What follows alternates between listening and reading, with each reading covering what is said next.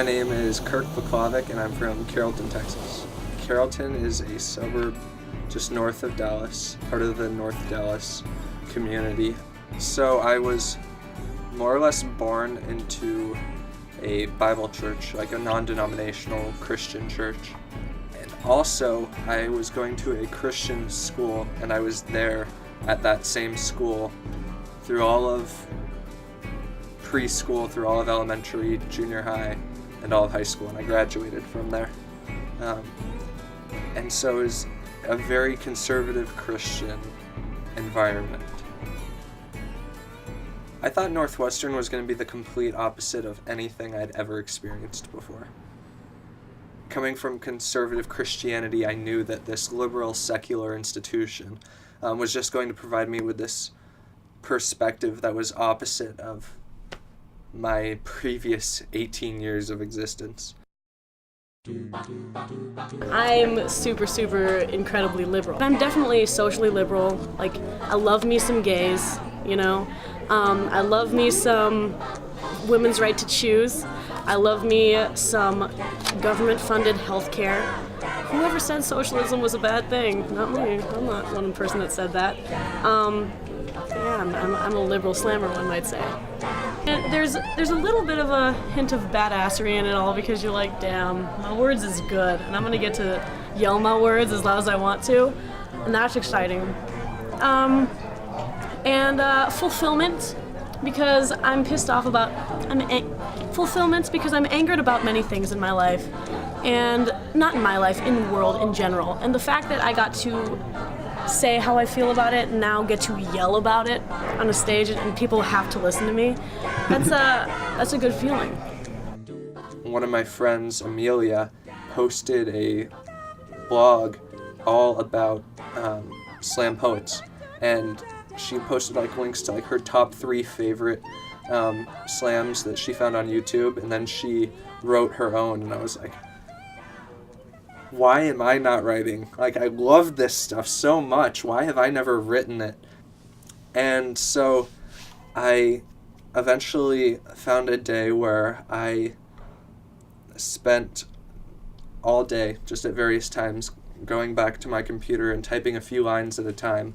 So I wrote that, and then Amelia wrote hers, or she had already written hers, and we came back to school and decided, okay, there's a open mic slam competition at Norbucks on, like, it was during Welcome Week, and so the place was packed. There were easily at least 100 people there, which is pretty big for a slam performance. And then we get there, and then we find out that it's going to be a competition, and we tied for first. And after that, I was looking for more opportunities to slam. I would try to write my own pieces on my own time, but I didn't really have any set time to just sit down and write poetry. And then I got an email that my friend forwarded me, and the email was about a project that was going to be up on one of the last weekends of February, which now is almost here. And it was a devised spoken word theater project. And I didn't really know what spoken word meant either, but it sounded like something I wanted to do, so I forwarded it to Amelia, and we both went and tried out, and we both made it onto the ensemble, and got our rehearsal schedule, which was just insane, and decided this is going to be worth it. We're going to spend a lot of our winter quarter doing this because it's going to pay off. We're going to grow a lot from it as writers and as individuals and as performers. My name is Lakaya Hicks. I graduated last year from the theater department, and I am the director From Here to There. Yes, Indeed I am. You guys are really in it. And that's why I love that, like, getting the lines and having them really committed to memory so that you can just experience the emotionality of it all.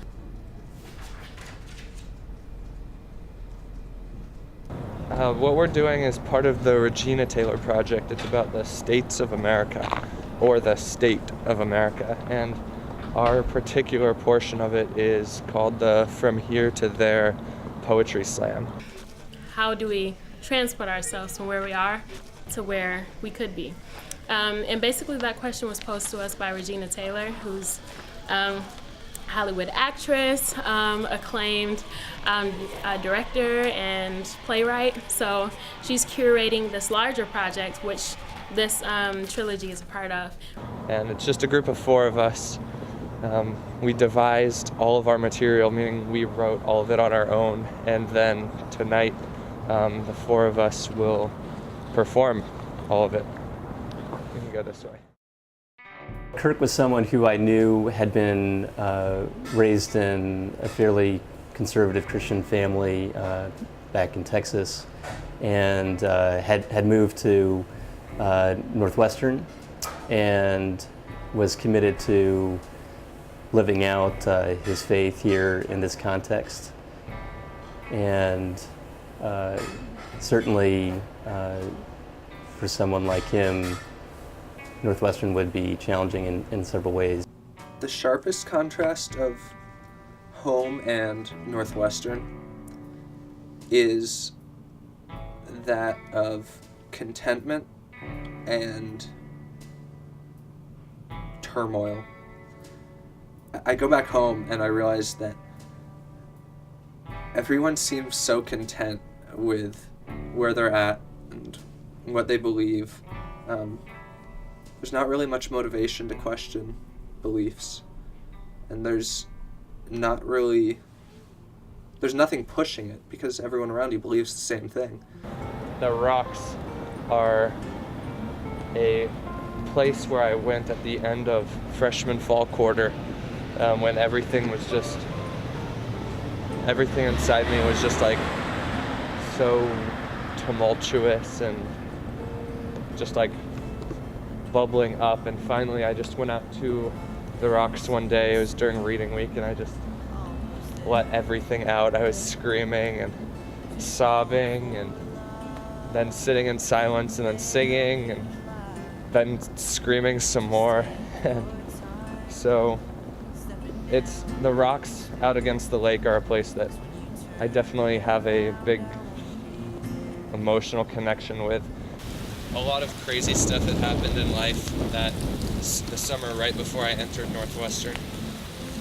About a month before I came to school to go on P-Wild, my dad passed away from melanoma, and he had a steady decline throughout my senior year.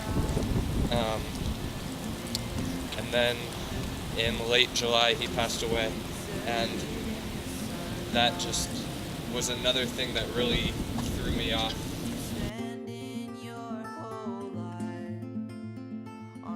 Everything in me was so upset that everything that was going on in life, I just wasn't happy, and I didn't understand the character of God or who he was to just let bad things happen. It was a classic question of why does God let bad things happen? Slam poetry for me has been an opportunity to share my emotions, to express all of the insecurity in my beliefs, the wishy-washiness of my convictions, and to just let it all out exactly where I am at that moment. It's showtime!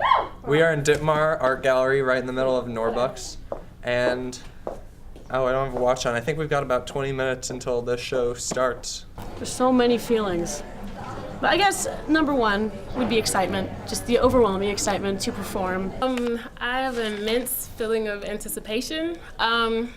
This is what it's all about. It's us sharing it, you know?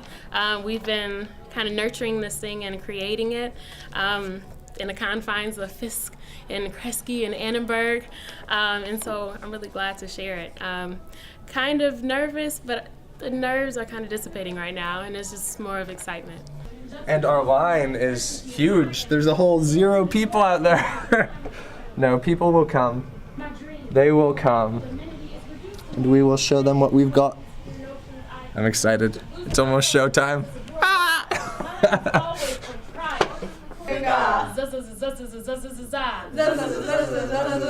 Red leather, yellow leather. Red leather, yellow leather. Red leather, yellow leather. Red leather, yellow leather. I'm too short to do that. Oh God. What was that?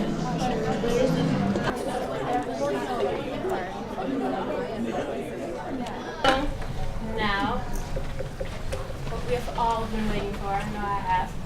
From here to there. Enjoy.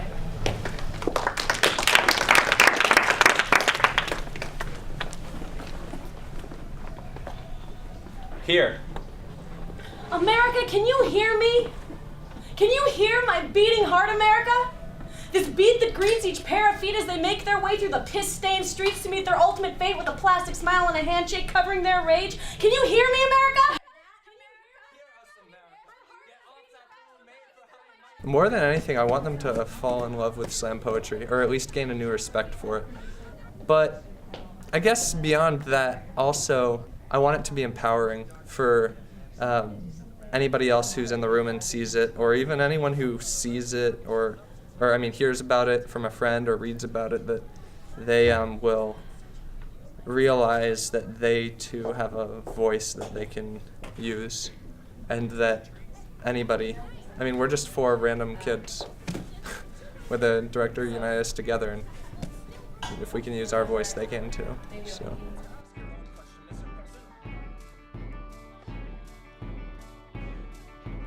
Since I came to college, the groups I've been in have really transformed me.